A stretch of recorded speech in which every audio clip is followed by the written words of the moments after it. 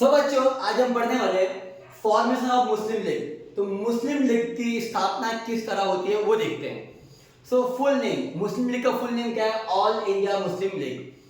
Date of formation, Muslim League की स्थापना कौन सी तारीख को होती है? तो बच्चों 30 दिसंबर 1906 को मुस्लिम लीग की स्थापना होती है। 30 दिसंबर 1906 को। अभी प्लेस किस जगह पर ये मुस्लिम लीग की फॉर्मेशन हुई थी, वो मतलब शुरुआत किस जगह से हुआ था? वो प्लेस है बच्चों ढाका। ढाका में एक बहुत बड़ा इनका एनुअल मीटिंग होता है। उस मीटिंग के दरमियान इन लोग एक मतलब ये लोग डिसाइड करते हैं कि अब हमें भी अपना एक मुस्लिम लीग बनाना है। तो ढाका बच्चों आज के टाइम में कहाँ पर है? बांग्लादेश में, now in Bangladesh. Founded during, किस वक्त, वो कौन सा समय था कि जब मुस्लिम्स ने मिलकर के मुस्लिम लीग की स्थापना की? तो वो समय था बच्चों annual meeting of all India Mohammedan educational conference. अब ये मोहम्मदन एजुकेशनल कॉन्फ्रेंस क्या होता है वो जानिए, उसके पीछे की क्या कहानी है। सो बच्चों सर सैयद अहमद खान जी ने, आप लोगों को पता है तो अच्छी बात, नहीं पता तो भी मैं आप लोगों को बताता हूँ। मैं सर सैयद अहमद खान जी जो थे वो अंग्रेजों के काफी ज्यादा वफादार थे और उनको लगता था कि मुस्लिम्स तब तक आगे नहीं बढ़ पाएंगे जब तक उनके अंदर इंग्लिश एजुकेशन यानी साइंटिफिक एजुकेशन नहीं आ जाता, तब तक वो आगे नहीं बढ़ सकते। उसके लिए उन्होंने मुस्लिम यूनिवर्सिटी बनाई अलीगढ़ में, और वो एक मुस्लिम यूनिवर्सिटी बना। और वैसे ही वो उस यूनिवर्सिटी के बहुत सारे ब्रांचेस पूरे देश भर में बन गए। तो क्या हुआ कि तो अभी जो ऑल इंडिया मुस्लिम यूनिवर्सिटी जो बना, तो साल भर में उसकी एक मीटिंग होती थी। और वो मीटिंग मतलब अभी जो सर सैयद अहमद खान जी जो थे उनको लगता था कि जो कांग्रेस है वो सिर्फ हिंदुओं के लिए काम कर रहा है, मुस्लिमों के लिए नहीं। तो शुरुआत में सर सैयद अहमद खान जी ने ही मुस्लिमों के मन में स्टार्टिंग में सर सैयद अहमद खान जी ने ही मुस्लिमों के मन में ये बात डाला कि जो कांग्रेस है वो सिर्फ और सिर्फ हिंदुओं के लिए काम करे, मुस्लिमों के लिए नहीं। तो इसलिए क्या हुआ कि जब एनुअल मीटिंग जब चालू हुआ ढाका में मोहम्मदन एजुकेशनल कॉन्फ्रेंस में, तो उस मीटिंग में इन लोग बैठ करके एक फिक्स करते हैं कि अब हमें भी कांग्रेस की तरह हमें भी अपना एक मुस्लिम लीग बनाना चाहिए। तो मेन लीडर्स ऑफ फॉर्मेशन वो कौन से लीडर थे जिन्होंने मिलकर के बनाया मुस्लिम लीग? तो बच्चों को कुछ मेन नाम है यहाँ पे देखिए। नवाब सलीमुल्लाह खान। अब जो नवाब सलीमुल्लाह खान ये कहाँ के थे?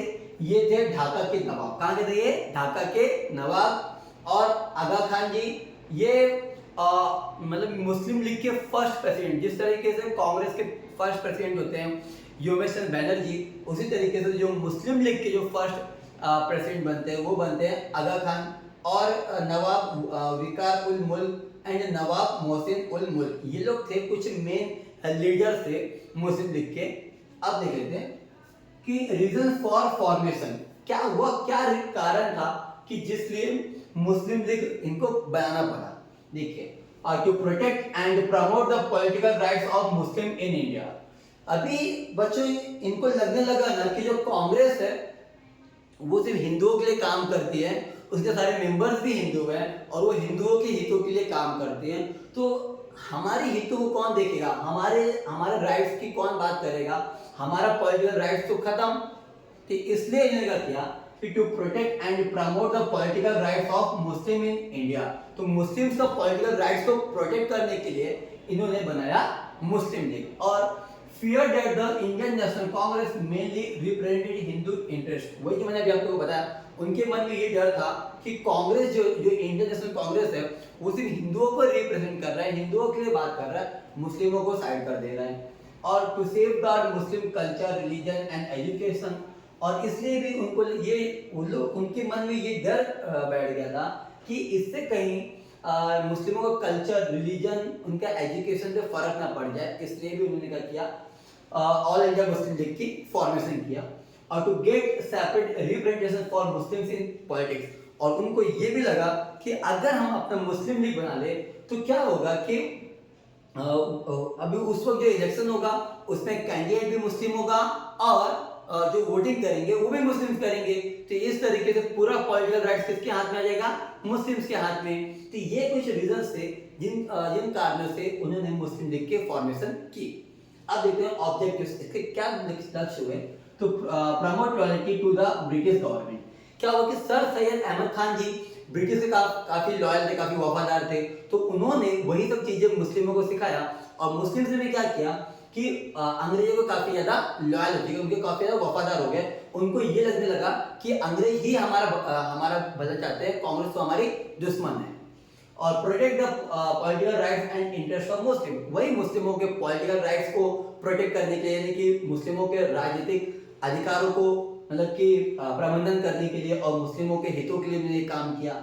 और represent Muslim opinions to the government, यानी कि जो उस समय जो ब्रिटिश गवर्नमेंट थे, जो अंग्रेज सरकार थे, उनके सामने मुस्लिमों का ओपिनियन रखने के लिए, मुस्लिमों के मुद्दे रखने के लिए ये मुस्लिम लीग का स्थापना हुआ। और promote unity among Muslims of India, और मुस्लिम्स ने भारत देश के अंदर अपनी एक यूनिटी दिखाई। पर दोस्तों कहीं ना कहीं आगे चल के ये जो मुस्लिम लीग है, इसने ही आगे चल के 1940 में पहली बार पाकिस्तान की डिमांड की, और बाद में जाकर के ये मुस्लिम लीग ने ही इंडिया का बंटवारा कर दिया, पाकिस्तान अलग हो गया और इंडिया अलग हो गया, और बाद में बन गया बांग्लादेश। तो इस तरीके से एक देश का 3 देश करने में सबसे बड़ा जो हाथ है वो इन्हीं मुस्लिम लीग का सबसे बड़ा हाथ है। सो बच्चों, अगर आप लोगों को मेरी वीडियो अच्छी लगी हो तो प्लीज वीडियो को लाइक शेयर सब्सक्राइब जरूर करें। जय हिंद, जय भारत।